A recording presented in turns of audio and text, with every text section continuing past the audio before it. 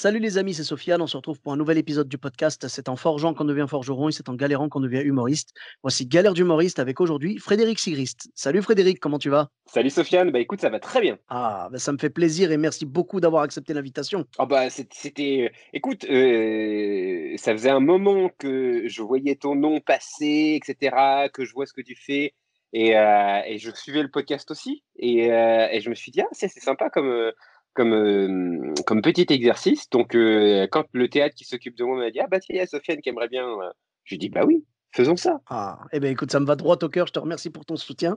Et donc, j'imagine que quand je t'ai proposé ça, quand tu as su qu'on allait enregistrer, je pense qu'il a dû y avoir au moins une anecdote qui a popé tout de suite dans ton esprit. J'aimerais pouvoir te dire, qu'il y en a eu qu'une seule, parce que ça voudrait dire que j'ai eu qu'une seule galère en tant qu'humoriste, mais mine de rien, ça fait quand même un certain temps, que je fais ce métier et il y en a eu plusieurs qui Ouais, ont ouais.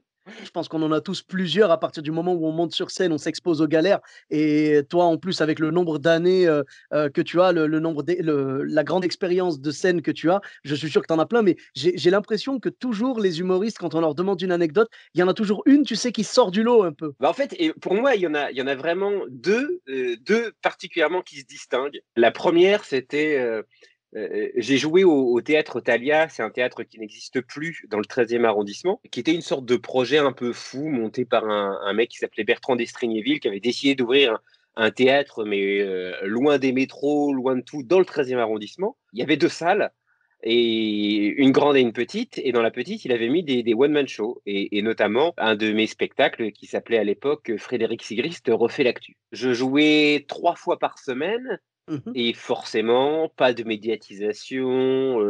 Tu joues ton spectacle dans une forêt d'humoristes. C'est parce que déjà à l'époque, là, je te parle d'une période qui remonte à 15 ans environ.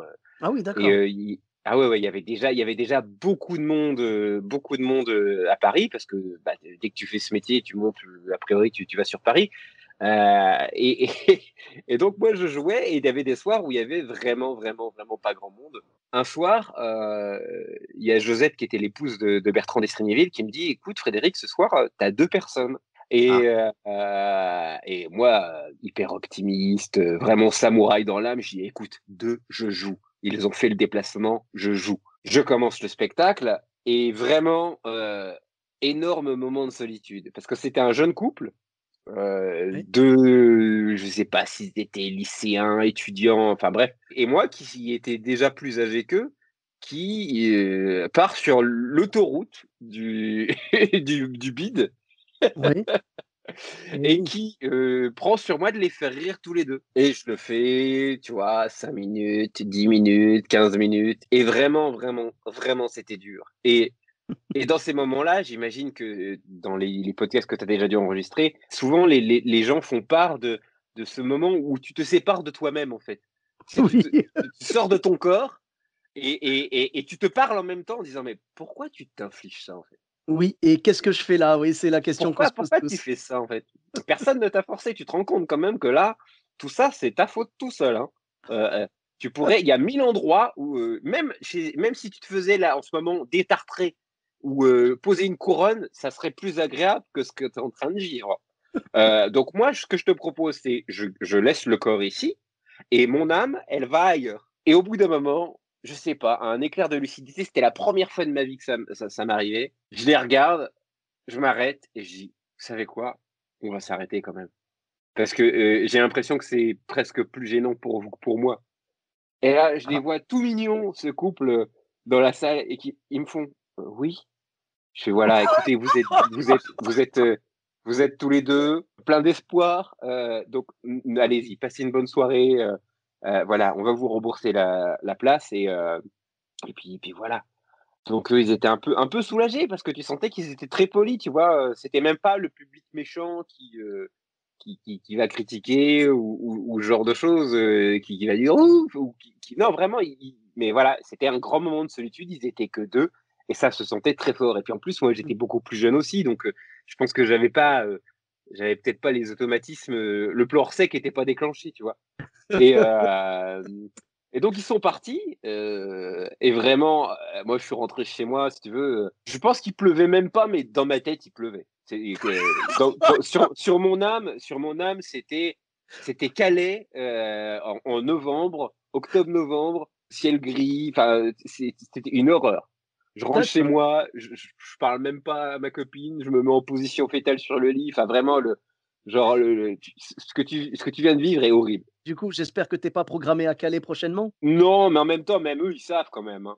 Le mec de Calais qui me dirait: «Non, mais pourquoi vous dites ça? C'est très joli». Je dis: «Tu sérieux là?» Et il va me dire: «Non, je déconne en fait». Non mais c'est non quand même, non, j'y suis déjà allé, je suis sûr qu'on peut beaucoup faire de très bons spectacles là-bas. Tous les Hauts-de-France et tout, le public est génial là-bas, comme le public belge, pareil. Et moi, je l'aime de tout mon cœur. Tu vois, tout le public de Lille, Mmh. Arras, les environs. Calais, j'ai pas encore eu l'occasion d'y aller, mais franchement, je suis sûr que les gens sont géniaux, comme à Lille, comme en Belgique et tout, Non, généreux et tu sais, réactifs, moi, quoi. je suis lorrain, donc en fait, je m'y connais en région avec une pluviométrie accentuée. Donc non, non, en général, le public est top, mais faut dire ce qui est. Des fois, il fait assez souvent un temps de Ah merde. oui. Et Bah, quelque part, on préfère en fait que les gens, soient chaleureux alors que le temps est dégueulasse, tu vois? Plutôt qu'il y ait un soleil magnifique et que les gens soient froids comme pas possible, quoi. ah bah c'est sûr. Ce qui, au passage, m'est déjà arrivé du côté de Saint-Tropez et tout ça, où tu sens que mon type d'humour et mes convictions politiques sont pas forcément raccord avec la région. C'est- Ouais, c'est sûr que c'est pas connu pour leur amour pour la gauche, hein, c'est sûr. Non, non, non, non, non, non, non, non, non. Non. Et quand tu t'y connais pas en géographie française, au bout d'un moment, tu te fais une cartographie des convictions politiques des gens. Tu dis ah tiens là c'est pas trop. Non. Ils rigolent beaucoup plus quand je me fous des bobos parisiens que quand tout d'un coup je vais commencer à parler des fachos. Bizarre ça, c'est le C'est hasard, bizarre, je sais pas. c'est bizarre, c'est très bizarre. Et toujours est-il que donc le temps passe. Moi, je commence à, tu sais, la résilience, c'est fabuleux. C'est tu oublies tout, tu guéris de tout. Et puis, je vais au cinéma avec ma compagne, mais des mois plus tard, hein. Mmh mh. Et pendant le film, enfin, avant que le film démarre, je vois deux personnes, un couple, 3 rangs plus bas dans Ouais. la salle, qui arrêtent pas de se retourner pour me regarder. Et ma compagne le remarque, elle dit: «Regarde, il y a des gens et j'ai l'impression qu'ils t'ont reconnu». Et moi, évidemment, bouffi d'orgueil, comme je l'étais, je me dis: «Bah, évidemment, tu sais, maintenant quand même je joue beaucoup, voilà, j'ai fait quelques radios, sincèrement, c'est normal que les gens commencent à me reconnaître. Tout ça, c'est voulu ma chérie. Tu sais, il va falloir s'habituer». Bientôt, il y aura peut-être même des gens qui n'auront même pas le respect de l'intimité qu'on pourra avoir tous les 2, je ne m'appartiendrai plus.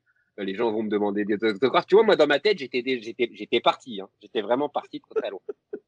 Et je les vois qui se retournent plusieurs fois comme ça. Et tu sais, je souris, tu sais, comme la star qui a ses lunettes de soleil, qui fait mine d'être discret, mais qui sait très bien qu'on l'a repéré. Et moi, je suis vraiment, le pan dans ma tête, je suis un pan, je fais ma roue dans mon jardin. D'accord. Ça va, les flashs des appareils photo te gênaient pas trop? Ah ben non, mais moi là, j'étais prêt à me lever en plein milieu du film. Je dis: «Oui, écoutez, je sais ce que vous pensez, je sais que ça vous empêche de vous concentrer sur le film, mais faites comme si je n'étais pas là, vraiment, vraiment». Et le film se termine, ils mettent les lumières, donc je vois un peu mieux qui est qui. Et là, je vois de nouveau les gens qui se lèvent, enfin qui se retournent et puis ils se lèvent pour partir et ils me font bonjour. Alors moi, je leur fais bonjour, mais toujours je suis toujours sur la même note. C'est-à-dire que là, grosso modo, je suis, Ryan Gosling, qui est en face d'un lycée d'étudiants, tu vois? Je dis: «Bonjour», avec un petit sourire, genre: «Mais oui, c'est bien moi, c'est bien moi». Et elle dit: «Ça va, vous allez bien?» Je dis: «Oui, oui, ça va». Et moi, dans ma tête, je me dis: «Bah oui, c'est des spectateurs que ils sont venus voir, ils ont forcément aimé le spectacle, c'est pour ça qu'ils me sourient». Et là, il se rapproche de moi, il me dit: «Ça va mieux, vous avez eu plus de monde?» Et là, tout d'un coup, mon cerveau, mais vraiment, vraiment, tu sais, mais tu passes du chaud au froid et réminiscence, flashback, tous des trucs que tu avais occultés, mais ça te revient d'un coup. La salle où ils sont que 2, toi qui n'en peux plus, ton âme qui est sortie de toi-même, toi qui mets fin au spectacle en plein milieu, qui leur rembourse les places, le trajet de retour, ligne 13 pour repartir chez toi. Et, Ligne 13 en plus. oui, oui, et je les vois comme ça. Et là, je vois ma femme qui est morte de rire. Et moi, je dis, oui, oui, ça va, ça, bah, ça. Elle me dit, mais vous continuez quand même dans l'humour? Et, et c'est toi, t'es là, oui, oui, ouais, c'est gentil.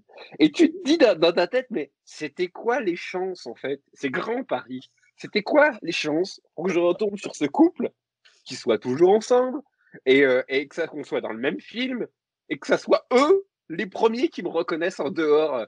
Et là, vraiment, vraiment, j'ai mangé mon chapeau et en même temps, bah, tu vois, je t'en parle aujourd'hui parce que j'ai trouvé ça tellement énorme et je trouve tellement révélateur aussi des histoires que tu te racontes quand tu fais ce métier parce que c'est vrai que tu vois, tu as envie que ça cartonne, tu as envie que les gens y rient, qui te reconnaissent, tu vois, puis qui t'aiment. Et, et là, ceux qui te reconnaissent, c'est Ah, ceux qui ont vu un des pires moments de ta carrière. Et c'est ça, j'ai l'impression que c'est l'ego, tu vois? Genre là, tu parlais du pan tout à l'heure. Bah, du coup, quand ils t'ont reconnu, est-ce que ça s'est transformé genre en moineau ou un truc comme ça? ah, mais j'étais l'asticot bouffé par le moineau. C'était Il y avait plus de pan du tout là. Là, j'étais mais vraiment, mais j'étais en train de me dire: «Écoute, on est dans confession intime, sauf que c'est moi qu'on filme, en fait». Je suis tout seul à me gargariser de chimères, de rêves et tout ça, mais en fait, peut-être que, tout ça est une sorte d'énorme illusion, de mensonge que je me raconte à moi-même. C'était très, très bizarre, très bizarre. D'accord. Beh, tu sais quoi? J'ai vécu un truc à peu près similaire, à peu près. Tu sais, c'est le moment où, bah, tu vois, j'étais pareil, j'étais en mode pan et je me suis transformé pareil en asticot, la même chose. C'était, je faisais la première partie de Jean-Marie Bigard au Zénith de Pau. Je Ouais, l'avais raconté dans l'épisode 100, dans lequel j'ai raconté, j'ai fait un épisode, seul en fait où j'ai raconté mes anecdotes. Toutes les centaines d'épisodes, en fait, je fais ce que j'appelle une Narcisse Edition, dans laquelle je raconte un petit peu mes galères à moi et des ouais, fois dans les épisodes, quand il y a des anecdotes qui me rappellent une autre anecdote, je les raconte aussi, voilà. Et donc je fais la première partie de Jean-Marie Bigard, donc au Zénith de Pau, après une journée de galère totale, vraiment, enfin voilà. Pour te faire ça court, la CGT est en grève, donc manifestation. J'arrive en retard pour terminer le boulot, j'arrive en retard pour aller faire la première partie. Ma bagnole qui me lâche, genre le témoin de frein, je roulais avec un témoin de frein allumé, tu vois.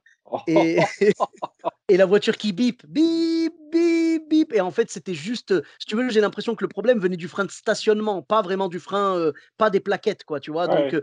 je pouvais rouler, mais c'était relou vraiment. Enfin bref, j'arrive là-bas, je me fais pourrir, je me fais pourrir parce que je suis arrivé en retard. Jean-Marie Bigard qui m'engueule et tout.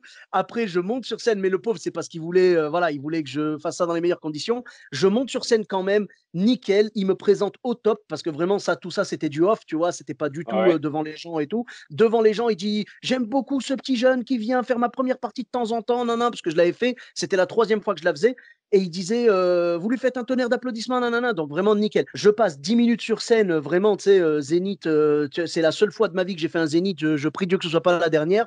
Tu vois, genre, je volais, tu vois, je volais vraiment Ouais, pendant ouais. 10 minutes, j'ai volé sur scène, quoi, c'était génial, les gens étaient magnifiques. Je termine, je pars en régie avec l'ami qui m'avait accompagné pour regarder le spectacle, on se régale et tout. Et à la fin, tout le monde s'en va comme ça, tu vois, genre le flux de personnes, tu sais, c'est un zénith, quoi. Donc, Ouais. vraiment, la marée humaine remonte comme ça les rangs et je vois un mec de l'autre côté du rang qui me regarde et qui ne suit pas le mouvement, tu vois. Il me regarde moi et je sais qu'il veut me parler. Ouais.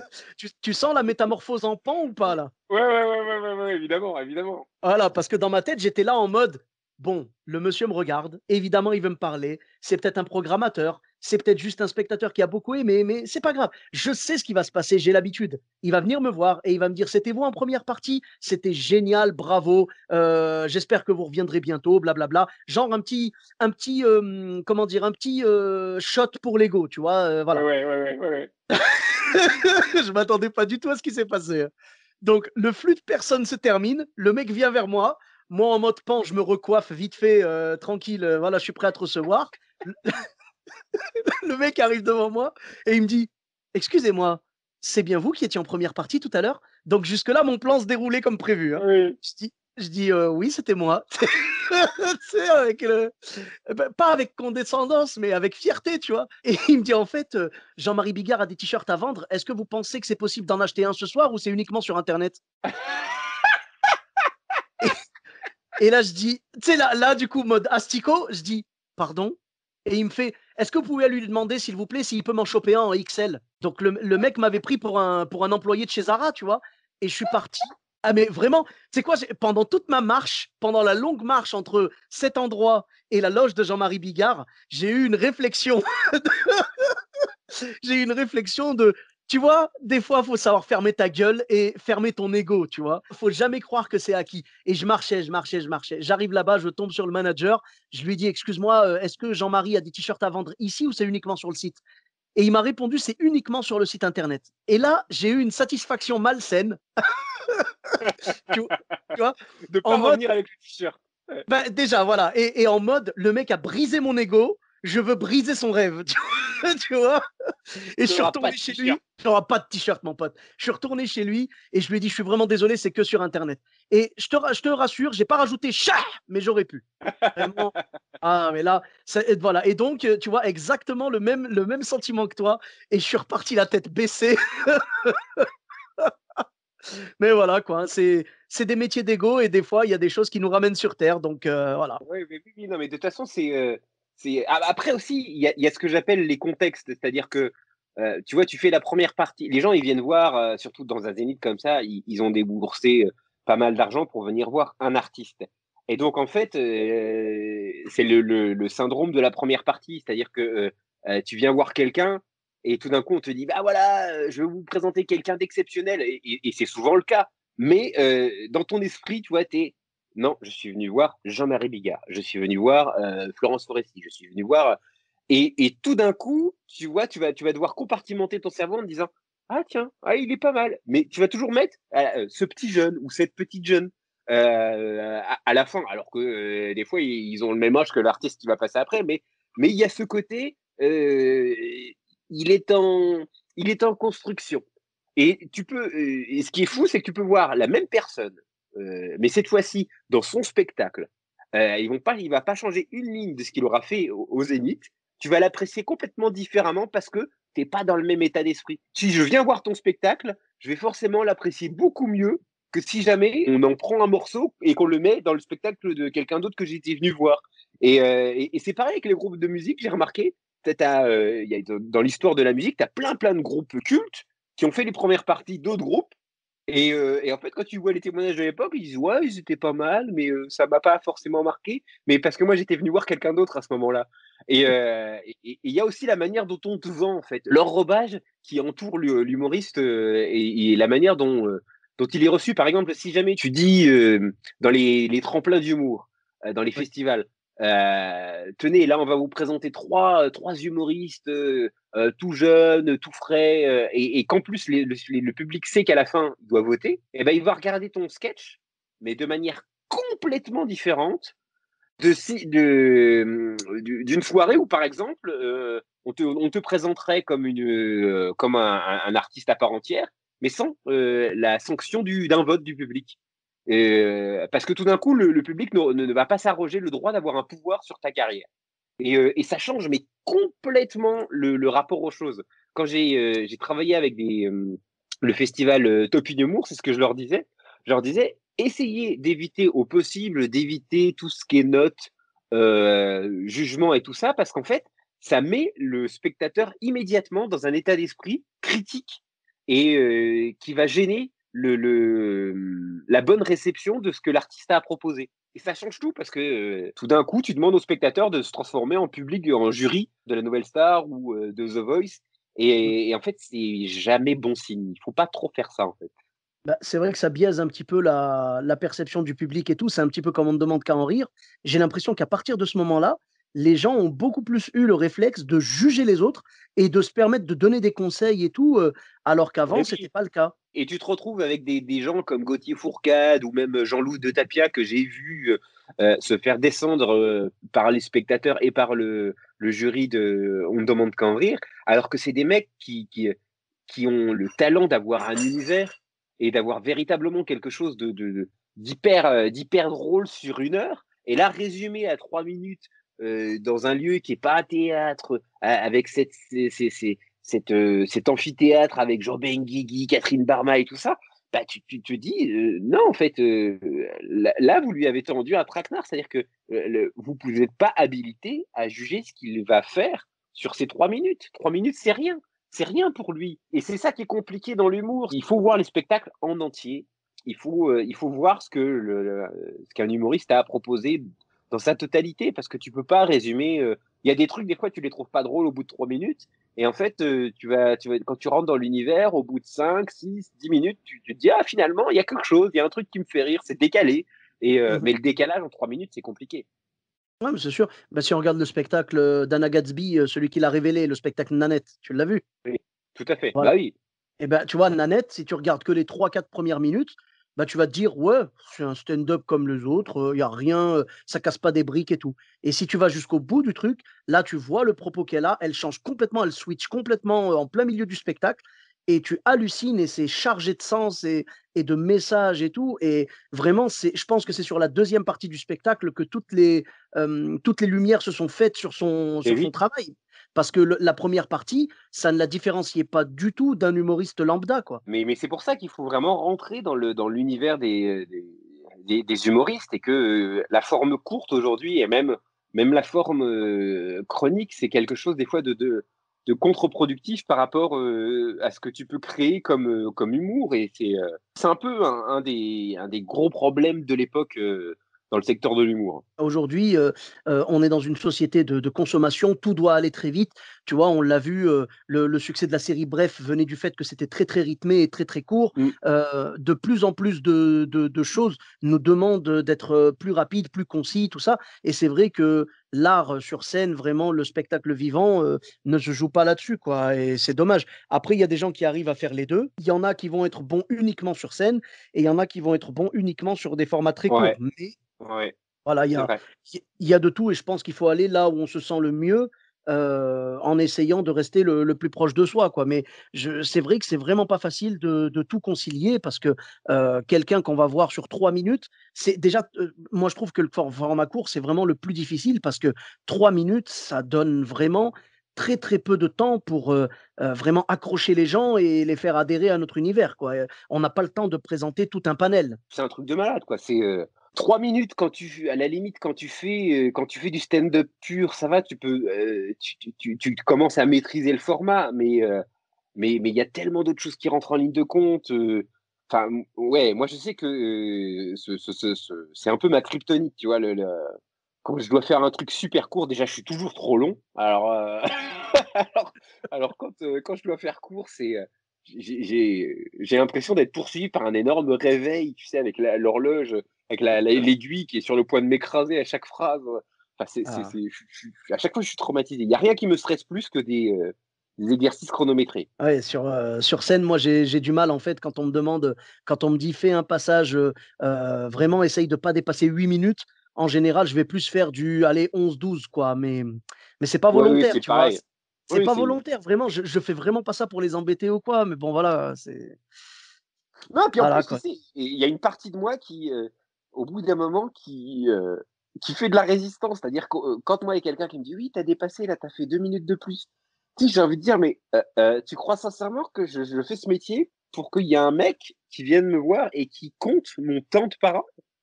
Ah, Si je fais de l'humour et du spectacle vivant, c'est justement parce que tout ce qui est normes, règles, open space, heu administration, truc à rendre à telle heure, c'est pour y échapper. Ça va, quoi, c'est du spectacle vivant.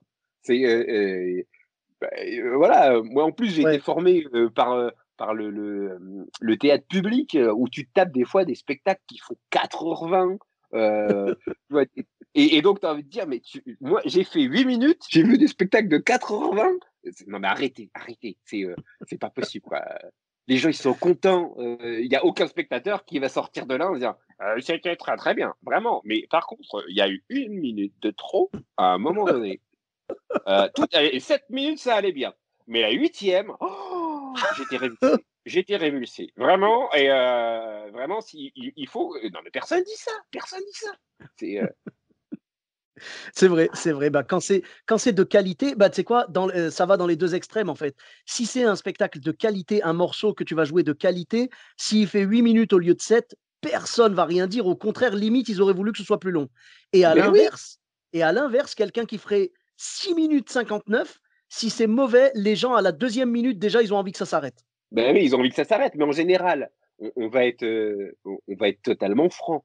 Quand tu te tapes un bide, t'accélères et tu vas pas faire les 2 minutes de trop. C'est-à-dire que ou alors, tu es une île. Tu vois, tu es dans une sorte de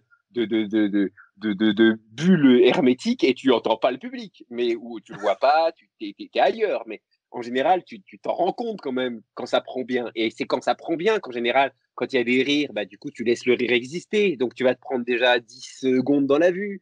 Et puis, s'il y a de nouveau un rire après, parce que le rire appelle le rire, et ben de nouveau, de nouveau, de nouveau. Et au final, pour le même texte, tu peux te retrouver avec facile 2 minutes dans la vue parce que tu as laissé vivre les rires, parce que le silence qui vient après, ça fait aussi partie du truc.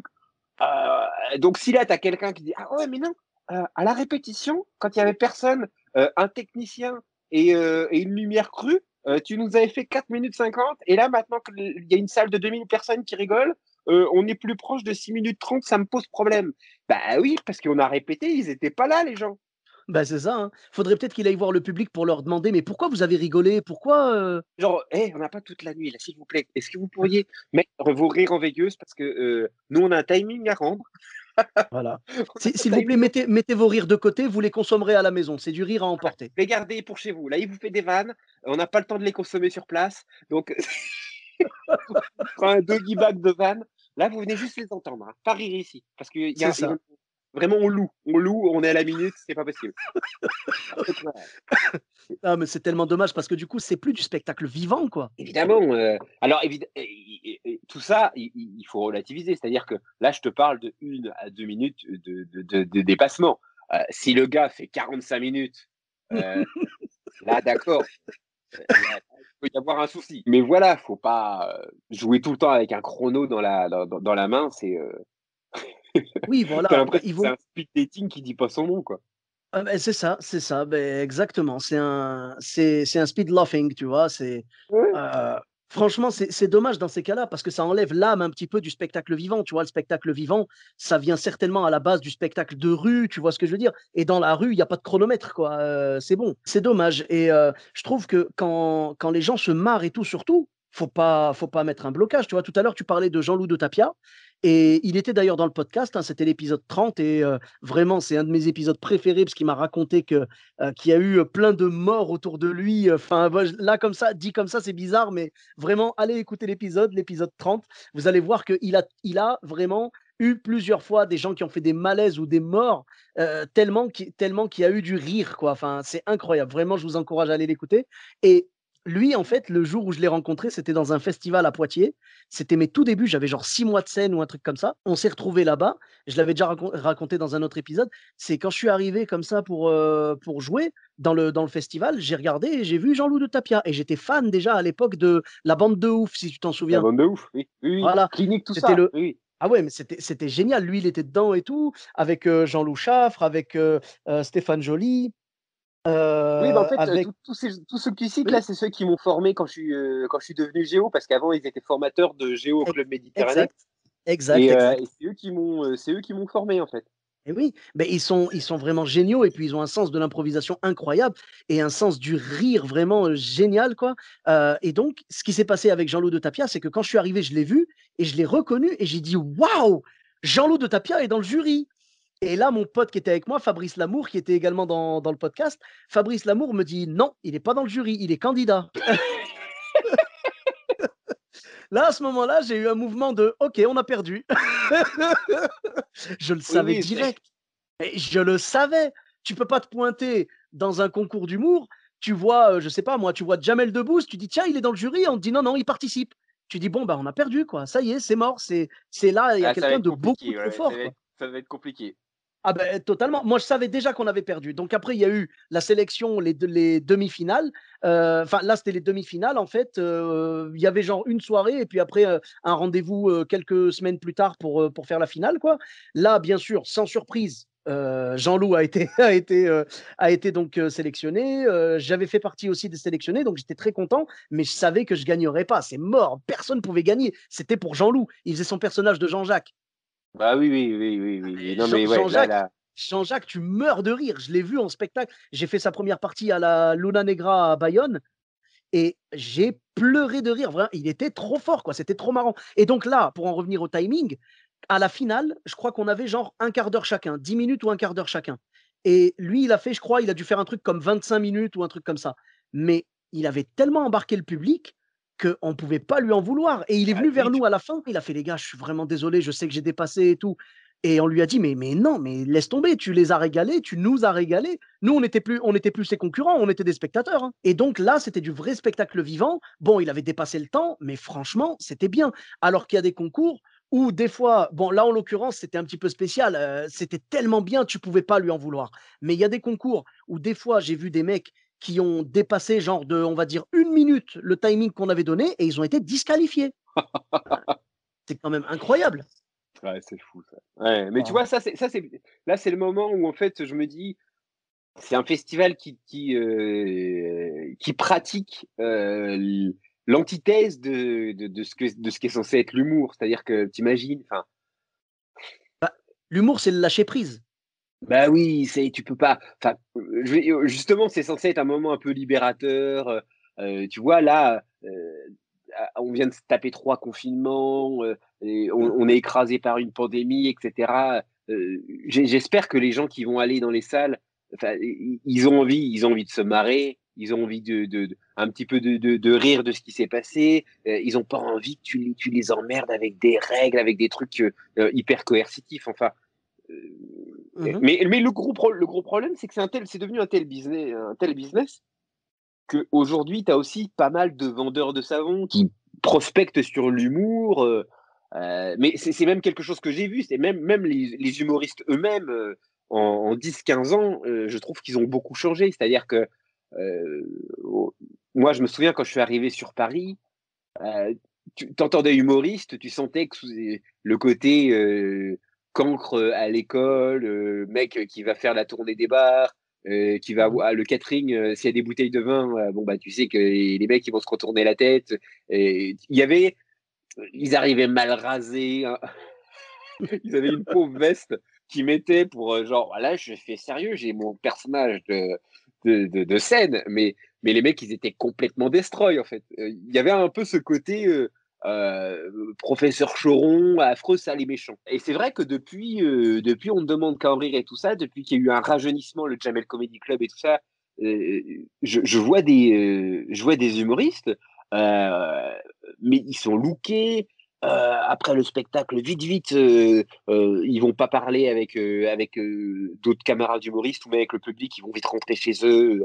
Voilà, pas le moindre verre d'alcool. Il y a quelque chose de très maîtrisé, de très sage. Et, Mhm. euh, et tu te dis, waouh, ça a changé, quoi.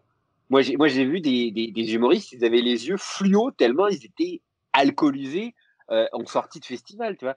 C'est, euh, et tu te retrouves le lendemain matin, il est 8 heures, t'as pas dormi de la nuit, tu dois prendre le train à 8h25, tu sais plus vraiment comment tu t'appelles, mais il y a une nouvelle génération qui est beaucoup plus sage, je trouve, et en même temps, des fois, je suis même admiratif parce que je me dis, ils sont pro de chez pro, quoi. Ils sont Saturne noir c'est les Mormons de l'humour, quoi.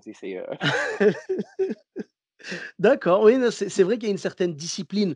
La folie qui existait à l'époque, ouais, on la voit plus aujourd'hui. J'ai l'impression que des mecs comme, je sais pas, Django Edwards ou des gens comme ça, on verra plus ça, quoi. Le dernier en date, vraiment, qui amène Pierre-Emmanuel Barré, tu vois, où Mmh. vraiment j'ai fait des festivals avec lui, où oui, ça peut partir en torche, mais en dehors de ça, c'est vrai que sur beaucoup, beaucoup de festivals, j'ai vu, si tu veux, le cancre mal aimé du collège, des années lycée, qui est devenu humoriste parce que il a appris à servir de l'humour comme d'un mécanisme de défense. Mmh.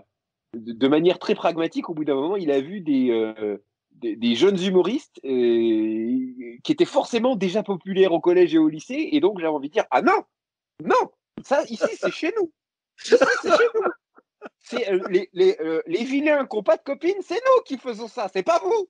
Toi tu vas pas faire le mec genre j'ai des bonnes notes, j'ai des parents un peu aisés et tout va bien, et en plus je vais être rigolo. Ah non non, ah non non non, ah non. Ouais, au C'est début vrai que j'avais un ouais, peu. c'est ouais, ouais, mais je comprends, je comprends. C'est vrai que l'humour, c'est souvent une arme comme ça pour dédramatiser des situations et puis pour, affronter la vie quand elle est un peu trop dure. Moi, j'ai un peu fait partie de ce clan-là parce que forcément au collège, au lycée, j'étais pas du tout populaire et tout. Donc l'humour était une arme pour moi pour vraiment, tu vois? J'avais ressenti quelque chose quand j'étais au collège, c'est que j'avais vu en fait que les gens rigolaient en fonction de la popularité de la personne, tu vois? C'est-à-dire, ils vont Ah pas oui, rire parce que la blague est drôle, ils vont rire parce qu'ils aiment bien le mec. Tu vois? C'est comme ça. Moi, j'avais donné l'exemple, j'en avais parlé dans l'épisode avec Rosa Berstein. Hem, le truc qui s'était passé, c'est que moi, en fait, j'avais vu une prof qui essayait de descendre, l'écran, tu sais, pour le rétroprojecteur, et en oui. fait, en descendant l'écran, il est remonté d'un coup, tu sais, l'espèce de toile, c'est remonté d'un coup, donc ça a failli la blesser, tu vois? Et donc on a rigolé, on a eu un peu peur en même temps, et quand elle l'a redescendu la deuxième fois, moi, j'ai voulu faire une blague genre: «Attention madame», tu sais, juste comme ça, juste, gentiment. Je dis pas que que ça méritait une standing, hein, je dis pas ça, mais voilà, c'était un petit trait d'humour, vite fait. Ils m'ont regardé en mode, tu vois, genre à me toiser du regard et à me dire en gros ta vanne est pourrie.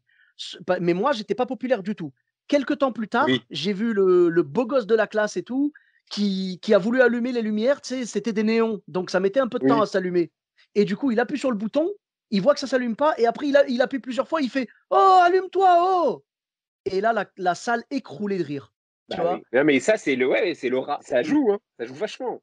Ah beh, là, ce jour-là, je me rappelle, ça m'a brûlé à l'intérieur. J'ai senti, tu vois, limite, j'ai senti mon âme sortir de mon corps, comme quand on est sur scène et que ça vide, et je te jure, j'étais là en mode: «Mais regarde-les, cette bande d'hypocrites là. Tu as fait une blague tout aussi, bonne ou mauvaise, selon où on se place, que la sienne. Par contre, toi, ils t'ont toisé du regard, ils t'ont jugé, lui, ils ont éclaté de rire, ils ont validé ses propos». Et là, j'ai compris qu'en fait, c'était ça. Et quand je suis monté sur scène beaucoup plus tard, hein. Ça devait être genre, je sais pas, j'ai dû monter sur scène peut-être, je sais pas, 13 ans plus tard ou un truc comme ça, Ouais. 13 ou 15 ans plus tard. Quand je suis monté sur scène devant des gens complètement inconnus, et moi je l'étais aussi bien sûr, et que les gens rigolaient à mes blagues, là, j'ai l'impression de récupérer un peu de ce mal que j'ai ressenti, tu vois? C'est en mode: «Ah, ils rigolent parce que c'est drôle». Tu sais, je sais qu'ils rigolent pas parce que je suis populaire, je sais qu'ils rigolent parce qu'ils trouvent ça drôle, et le public, de toute façon, quand il trouve pas ça drôle, il te fera pas de cadeau, tu vois? J'ai l'impression que quand je monte sur scène comme ça, c'est comme si je me réconciliais avec cette période de mon enfance. Ah oui, oui, mais de toute façon, il y a une histoire, je trouve que particulièrement dans l'humour, il y a une idée de revanche, sur quoi que ce soit, mais il y a une idée de revanche quand même. C'est, Oui, oui, totalement, totalement, et je comprends totalement ce que tu disais tout à l'heure, parce que si aujourd'hui, moi, en tant que stand-upper, je voyais ce fameux mec là qui a fait la blague «Allume-toi», je le voyais débarquer avec du stand-up, je ferais: «Ah non!» C'est moi qui lui dirais: «Non, non, ah non, je suis désolé, ah non, non». Je me dirais: «Lui, en plus, il a le capital, popularité, sympathie et tout». Je me dirais: «Laisse tomber, enfin, les gens vont complètement occulter mon passage par rapport au sien, quoi». ouais, ouais. Mais ça, c'est ouais, moi vraiment, c'est un truc, enfin, ouais, je sais que moi, il y a une partie de moi, quand, Stéphane Rousseau est arrivé en France, je me souviendrai toujours ma réaction, c'était: «Ah non, ah non, non, non, non, non». Il me dit: «Oui, mais il est très drôle». Non, non, non, non et non. Et vraiment les gens, tu sais, avec des arguments, me disent: «Frédéric, tu l'as vu le spectacle?» «Non». «Mais pourquoi tu veux pas le voir?» «Parce que je veux pas le voir parce que je pourrais le trouver drôle». Mais donc mais pourquoi? Je comprends pas ce que tu me dis. Je dis: «Non, je veux continuer d'avoir mes préjugés, c'est une position idéologique. Je ne veux pas de beaux gosses qui font de l'humour». C'est non, c'est ça va à l'encontre de tout mon schéma de pensée. Ça n'est pas po Je ne veux pas trouver cet homme drôle. C'est D'accord. totalement subjectif, c'est un préjugé, je l'assume. Non, non, les beaux ne me feront jamais rire. C'est C'est un Mais, peu peut-être comme les racistes, tu vois, qui veulent refuser de reconnaître que Gad Elmaleh est drôle, quoi, ou Jamel mais Debbouze ou voilà, quoi. voilà. Il y a des trucs comme ça. Mais tu sais, ça va loin. Hein. C'est-à-dire que moi, par exemple, je déteste Marion Cotillard. C'est vraiment une actrice que je n'aime pas. Mais depuis Taxi, hein. C'est vraiment un truc que je sais pas, Ah ça m'est pas d'accord, arrivé quand OK, pas c'est depuis vraiment Batman. depuis le début. Je n'ai voilà, si tu veux, moi quand j'ai vu qu'elle jouait dans Batman, pour moi, je me suis dit mais c'est normal. C'est normal elle veut me pourrir la vie jusqu'au bout. Tu vois, c'était normal qu'elle soit dans ce film, c'était logique. J'aime les super-héros, elle va venir me faire chier dans ce que c'est normal. De la même manière que quand j'ai découvert que Nicolas Sarkozy était en couple avec Carla Bruni, je détestais les deux séparément pour des raisons différentes. Qui se mettent en couple, je dis c'est normal parce que tous ces gens-là se réunissent dans l'amicale des gens qui veulent me pourrir la vie. Donc ils se D'accord. rencontrent, ils échangent et forcément ils sortent ensemble. C'est normal, c'est normal. Ils se mettent en commun, donc tu penses que ce mariage, en fait, est une espèce d'union Mais contre c'est Frédéric pour me Sigrist? faire chier. C'est évidemment, c'est la théorie du complot. J'en suis convaincu, Sofiane. J'en suis, Mais je te j'en remercie suis parce que tout le monde se posait la question: «Que fait Carla Bruni avec Nicolas Sarkozy?» On a enfin la réponse grâce à mon Et voilà, podcast. pour me faire chier. Pour me faire chier. Voilà. Et voilà, tu vois, il suffit de poser la question. Hein.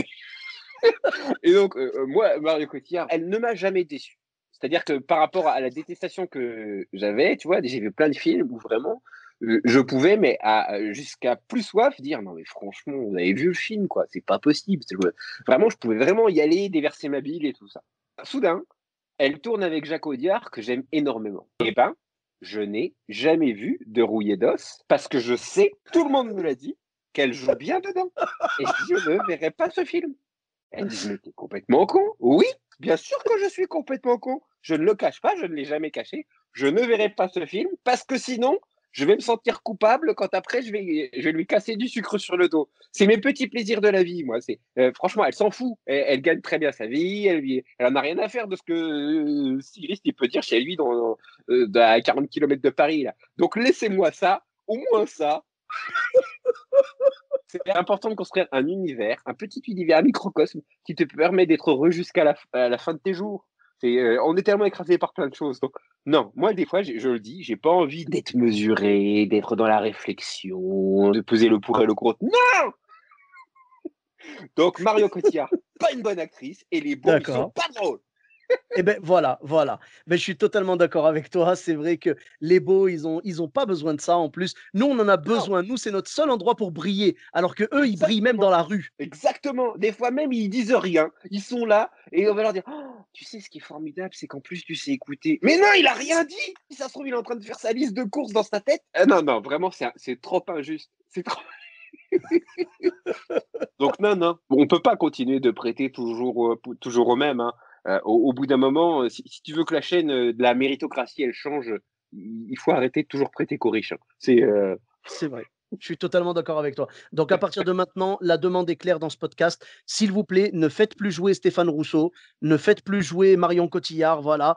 À partir du moment où un mec a eu du succès dans sa vie dû à son charisme ou à sa beauté naturelle ou quoi, refusez-le, s'il vous plaît. Embauchez uniquement des gens qui ont galéré, qui en ont besoin. Euh, Exactement. Des gens à voilà. qui il manque une jambe, un Oui, bras, mais totalement. balafré.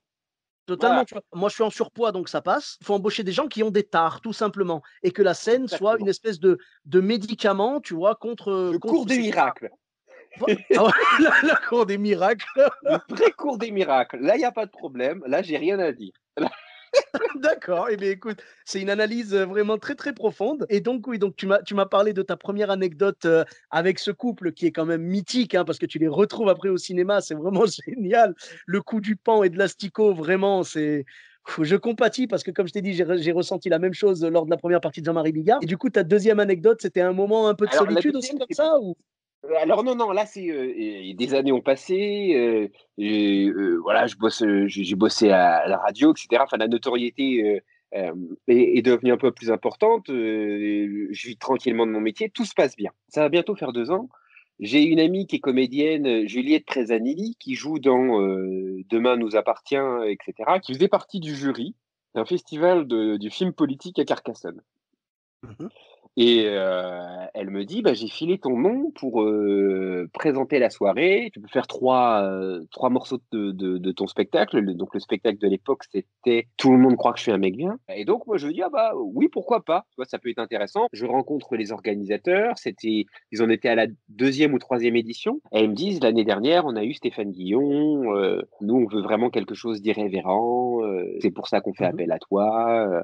Enfin, bref, donc moi j'ai eu pas de problème. Ouais, ouais. Je me dis c'est le festival du film politique, on était en pleine affaire Polanski. Et ça précédait un tout petit peu les Césars présentés par Florence Foresti. 6 mois avant ou 4 mois avant, un truc comme ça. C'était à l'époque des grandes grèves. Il y avait le mouvement des cheminots avec la SNCF qui circulait plus, etc. Donc déjà pour aller jusqu'à Carcassonne, ça avait été un petit peu coton. Mais je me retrouve dans la cité médiévale de Carcassonne. Je vois la chambre d'hôtel, un truc magnifique, mais vraiment, c'était magique. Dans le jury, on me dit, il y a Sergi Lopez, François-Xavier de Maison, Emma Decaune, Régis Varnier Mmh. et Vincent Pérez. On fait les répétitions, les balances, etc. Et on me dit, voilà, on va remettre plusieurs prix. Donc, notamment le prix des collégiens. Il y a des collégiens qui ont regardé plein de courts-métrages de films politiques cette semaine et ils vont décerner le prix, leur choix, leur coup de cœur. Ça serait bien que tu les fasses un petit peu parler pour leur demander comment ils ont vécu ça, voilà, qu'est-ce qu'ils en pensent, en faisant des petites vannes, etc. Donc moi, j'interroge, il y avait une gamine, elle avait 12 ans. Et c'est elle qui vient dire, nous, avec le collège, nous avons choisi telle personne.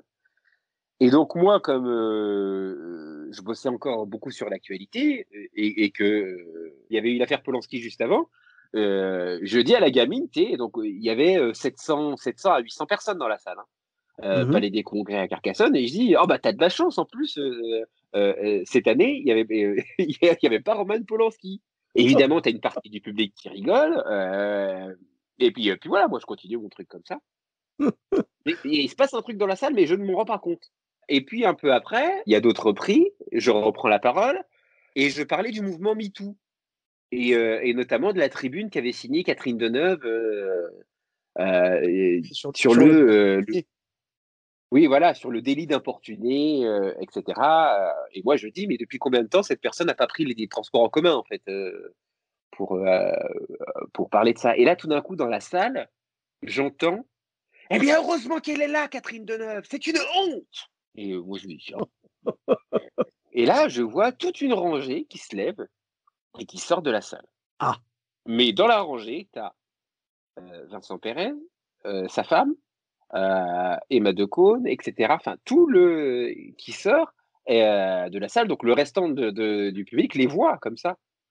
Et je me dis, mais qu'est-ce qui se passe? Et puis j'avais oublié, avant, j'avais fait des blagues aussi sur Luc Besson, qui lui-même avait des accusations à ce moment-là sur le dos. Et un peu après, au moment où on appelle Vincent Pérez sur scène, il vient. Et donc il remet un prix et tout. Et il dit, mais j'aimerais quand même adresser quelques mots sur ce que j'ai entendu depuis le début de cette... sous prétexte d'humour, on s'en prend à une femme, et on s'en prend à toutes les femmes, en étant Oh! odieux, en étant misogyne, etc., etc. Et l'opposé de ce que j'avais dit, hein, et le Ah mec oui. me défonce pendant 5 minutes comme ça au micro. Moi, je me dis, mais dans ma tête, ma première réaction, c'est de me dire, franchement, quand on a joué dans The Crow 2, on ferme sa gueule. Voilà. Ah. Tu vois, je veux dire, toi, t'as eu ton quart d'heure de célébrité avec la reine Margot. Maintenant, il faut que tu te taises, quoi. Mais je vois les organisateurs qui sont un peu livides et je me dis, merde, c'est leur 2e édition. Ils ont des subventions et tout ça. Faut peut-être. Et puis en plus, euh, je suis un grand gaillard. Je suis un grand. C'est un festival. On va parler un petit peu clairement. C'est-à-dire que c'est un festival du court-métrage politique. L'Assemblée, c'est que des blancs. Il y a très peu de métissage, très peu de diversité. C'est vraiment, voilà. Mmh Je mh. sais pas pourquoi. C'est pas dans ces festivals-là que si tu veux, tu peux avoir 36 000 courts-métrages sur des migrants, ce que tu veux, mais n'empêche que dans la salle, tu as Ouais. l'impression que ça n'intéresse qu'une partie de la population française, tu vois. Ah ouais. Et donc, je me dis, si je m'énerve, si je pars en mode Kaira, parce que j'ai un mode comme ça en moi, il va se passer ce qui se passe à chaque fois, c'est-à-dire, elle va dire: «Oh, On va putain, mais stigmatiser, quoi. c'est pas possible, hein, regarde-moi ça». Dès que tu as un Renoir qui, il faut que tout le temps qu'ils soient en colère ces gens-là, hein. Donc je Ouais, me donc dis: tu «Reste sentais le tranquille». poids, tu représentais la diversité, quoi, donc il fallait absolument que Bah, tu restes digne beh, et courtois, quoi. c'est Ah. bah, oui, bah, tu es obligé d'utiliser des mots comme triple parce que sinon, tu vois, toi, tu vas commencer à prendre ta voix genre: «Eh, tu vas bien fermer ta bouche toi», tu vois? Et là, tu sais que tu as l'auditoire qui va accrocher, qui va tenir son sac de manière un peu plus: «Oh, oh mon Dieu, j'en avais vu à TF1, mais je savais pas qu'il y en avait aussi chez nous». Et donc tu peux pas Ouais. en fait, quand tu es métisse, noir ou peut-être c'est une erreur, mais tu sais que quand tu vas te mettre en colère, c'est pas seulement ce que tu vas dire qui va être jugé, mais c'est toute une communauté, tout un tas de Oui, clichés que tu mais vas, c'est ça voilà. et c'est ce qui fait Donc que quand tu es renois ou quand tu es rebeu, ce qui va se passer, c'est que dès que tu tiens la porte à quelqu'un, tu dis: «Punaise, j'espère qu'il va se dire qu'on est sympa et tout», tu vois? oui, On a une espèce de exact, pression. Et on a c'est une ça. politesse supplémentaire, on se permettrait pas d'être froid comme certains et tout, tu vois? Moi, je sais que j'ai toujours cette pression. Bon, je suis poli parce que mes parents m'ont éduqué comme ça, mais je veux dire, j'ai toujours cette pression supplémentaire de: «J'espère qu'ils vont pas penser que, voilà, les Arabes Exactement. sont pas bien» ou tu vois? Voilà, donc je comprends totalement ton sentiment à ce moment-là. Exactement. Donc tu vois, je me dis: «Bon, continue sur ta lancée mot compte triple et puis dis rien». Et ensuite arrive, un autre comédien, qui dit: «Oui, par rapport à ce qu'a dit Vincent, je suis totalement d'accord». Et en fait, les 45 minutes qui suivent, je m'en prends plein la gueule à chaque fois qu'un comédien vient, remettre un prix. Mais tu vois, ce que Moi je comprends pas, c'est tu vois, là, ils en ont profité, genre, pour remettre de l'huile sur le feu. Ce que je comprends pas, c'est qu'on a demandé dès le départ quelqu'un d'irrévérencieux ouais. et là, on te reprochait ton irrévérence, quoi. Mmh. Mais eux, en fait, ils s'en fichaient parce que, c'était les organisateurs qui m'avaient demandé ça. Et eux, ils Ah, étaient conscients de ce que j'allais dire. Mais, ouais, mais le jury ils sont pris, qu'il avait fait venir ouais. justement dans le cadre du festival du film politique, eux, c'était, vraiment mais tout le la grande famille du cinéma, traditionnel. Ouais, Et puis donc alors tu ouais. vois, eux, ils sont hors sol, hein. C'est-à-dire que, MeToo, enfin, c'est mais vraiment, ça leur passe au-dessus. Et donc le festival se termine. Moi, je suis en loge, j'ai ouvert une bouteille de vin, je reviens pas en salle, hein. C'est-à-dire que je me dis: «Je vais rentrer chez moi». Là, j'ai envie de rentrer Ouais. chez moi, je veux plus exister, en fait. Je veux rentrer chez moi, je veux retrouver ma femme et mes enfants. Et je reste 45 minutes comme ça à picoler mon pinard dans ma loge. Au bout d'un moment, j'attends que le maximum de gens soient sortis. Je sors et là, je vois, il restait du public. Il me dit: «Oh monsieur, on vous cherchait partout!» Et les gens viennent me voir. Je fais: «Ah vraiment, mais on est outrés de ce qui s'est passé. C'est quoi ces gens? Il y a un but de leur personne, mais vous avez eu raison de dire les choses comme vous les avez dites. C'est honteux, mais vraiment, j'étais choqué ce qu'ils ont fait». Et donc, tu vois, ça me met un petit peu de baume au cœur, Ah, ah, ça va, et ça va. cetera. Et je me dis: «Mais je comprends pas en fait ce qui s'est passé». Et en fait, on m'explique, on me dit: «Mais tu sais quel est le dernier film, dans lequel a joué Vincent Perret?» Je dis: «Mais moi, je sais pas, je m'en fous moi. Il a joué dans quoi?» «Dans J'accuse» de Roman Polanski. Et beh, voilà, Et là, je voilà. fais: «Ah!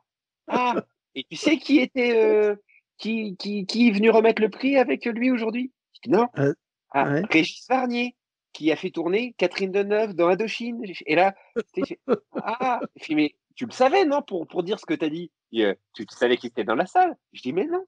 Et parce que tout le monde me demande: «Mais oh, vous avez pas peur, hein? Vous», tu sais, il y a les gens qui me demandent: «Vous, quand Ouais, vous y allez, quoi», parce que ils vraiment, pensaient que c'était calculé, quoi. oui! Et moi, j'étais là, j'ai: «Non, non, mais c'est pas que c'est pas calculé, c'est juste que je suis con, en fait, hein, vraiment». C'est, vraiment, et il me dit: «Vous savez avec qui il est marié, Vincent Pérez?» J'ai dit: «Non». Bah, en fait, avec la sœur de l'épouse actuelle de Luc Besson. Et là, je me dis: «Oh, le combo des familles que j'ai fait!» Heu, tu sais quoi? Si tu avais voulu le faire exprès, tu y serais pas arrivé. Mais je l'aurais su, je pense que parce que je suis courageux mais pas téméraire, je pense que je me serais naturellement censuré. Tu vois? Je me serais dit: «Oh non, quand même là, ça je vais forcer un peu, voilà, je vais forcer». Mais là, juste moi tout seul, j'ai réussi à t'énerver mais toute la famille du cinéma et à faire: «Combo!» Il a dû étudier des années avec un maître Shaolin qui lui a appris l'art d'énerver les gens. Mais non! C'est un talent que tu as, c'est un C'est un talent talent inné chez toi. inné, vraiment, de me dire ce qu'il faut pas au moment où il faut pas, devant qui il fallait pas. Et, heu, et là, j'étais là, et vraiment, et tu vois les gens qui te mettent la main sur l'épaule, je fais: «Ouais, tu un warrior, toi». Les gens me disaient: «Ouais, ça se voit quand même, tu vois, c'est normal, tu bosses à France Inter, mais toi, des mecs, comme Guillaume Meurice et tout ça, vous y allez». Et moi, j'ai envie de dire: «Non, non, Guillaume, lui, il serait allé parce qu'il aurait su, mais moi, non, non, non». Et en fait, on s'est que j'ai raconté ça, justement à Guillaume, dans une autre émission, il me dit: «Ah non, mais détrompe-toi, en fait. Moi, assez souvent, je suis exactement dans la même situation que toi. C'est-à-dire que je fais une vanne qui me semble rigolote comme ça, et je n'imagine pas la portée et devant qui je fais ça. Et voilà quoi, mais moi en général, je me dis: «Oh, c'est juste une vanne quoi, c'est pas grave». Et c'est Et la réaction qui est tellement, mais ça devient un casus belli, enfin un truc de fou. Ah c'était, c'était un grand moment quoi. ah bah, là franchement, c'était le comment dire? Tu vois les l'alignement des planètes, mais dans le mauvais sens du terme, tu vois? Ah mais, c'était mais horrible, Sofiane, vraiment. Je te dis, c'était, et tant et si bien que je suis sorti de là et je me suis dit: Désormais, qui que ce soit qui me demandera de présenter quoi que ce soit, c'est non. Non, non, non, je ne présente plus rien. Je joue mon spectacle, je fais mes trucs dans mon coin, les gens qui ont envie de me voir viennent me voir, mais non, non! C'est ah là là là là, D'accord, refilez-vous vos prix à la con là et tout ça, mais non, non, moi je et donc d'accord, vraiment là ça a été très particulier.